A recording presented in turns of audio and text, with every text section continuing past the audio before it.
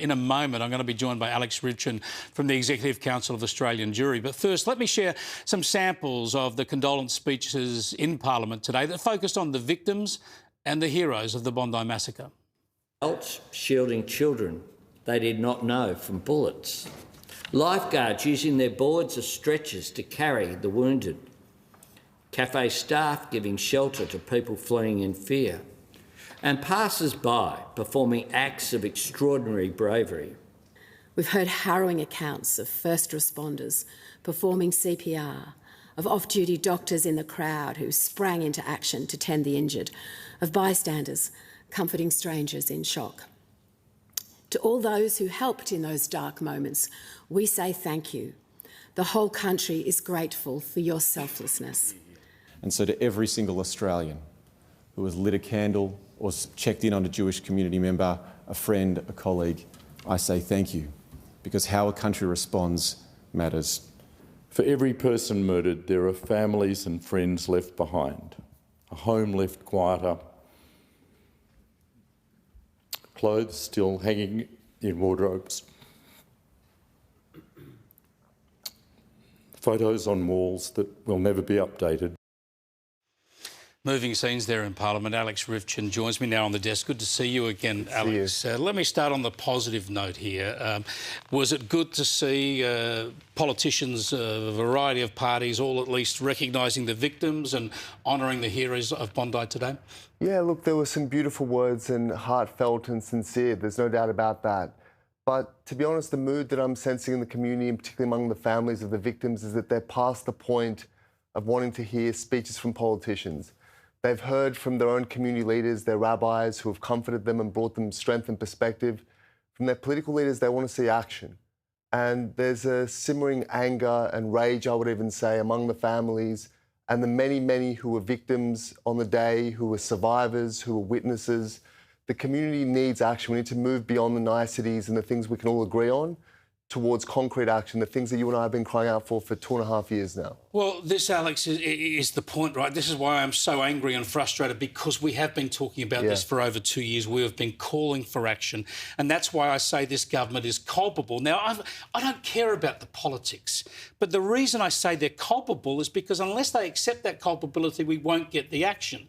And to a degree, surely these changes to gun laws and hate speech laws aren't the problem. We need to see leadership from government and police and intelligence agencies to tackle the key problem, surely, of Islamist extremism. Look, for nearly 2.5 years now, you and I and many very good people in this country have spoken out about anti-Semitism, about what's been happening to our community and to our country day by day.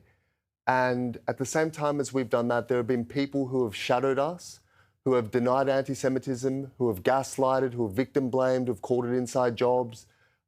Even as Iran was revealed to have been behind several of the fire bombings, even as organised crime, men with guns were implicated in some of those attacks, even as synagogues and homes and cars were burning, students were being harassed, people were being doxxed and pushed out of industries, even throughout all that, the denials continued. And it feels like the government, rather than looking clearly at what was happening and siding with the Jewish community, they were trapped between Jewish and anti-Jewish forces in our society. And that is a dereliction of leadership. Leadership requires seeing clearly, having vision, going beyond politics and doing what needs to be done. And ultimately, this occurred on the watch of this government. I'm not saying it's entirely their fault. That would be unfair. But they have presided over this catastrophe for the Jewish community and for our country, one of the darkest days in the history of this nation. But I have not seen them do anything significant to try and confront the key cause. I've mentioned at the start, I've mentioned it many times, that I thought Albanese should have gone to Lakemba right at the start more than 2 years ago, decried what people were saying and celebrating, and tried to work with Muslim community leaders to defeat extremism. He still hasn't done that. Why haven't we seen the government work not to demonise the Muslim communities, but to enlist them in the fight against extremism? I can't help but think that when you see those scenes in Lakemba, when a cleric was saying to a baying mob that the attacks on Jews in Israel was a day of hope and pride and joy, effectively turning the rape and slaughter and abduction of Jewish people into an Islamic religious duty, when you have those deplorable scenes at the Opera House when people chanted for the deaths of my community, I can't help but think about the great leaders in Australian history and world history and how they would have reacted. And they would have gone to Lakemba, they would have gone to the Opera House, and they would have said, we are with the Jewish community. We are one, and anyone who opposes them opposes all of us. That would have been leadership which I think would have transformed the course of this nation, and we wouldn't be here mourning 15 dead people. It's so true, Alex. It's so obvious, yet we're still yet to see anything like that. You and I spoke a lot over the last couple of years. We'll speak again this year. Thanks for joining us again the first year of this year. Alex Ryvchin there from the Australian Council, Executive Council of Australian Jewry.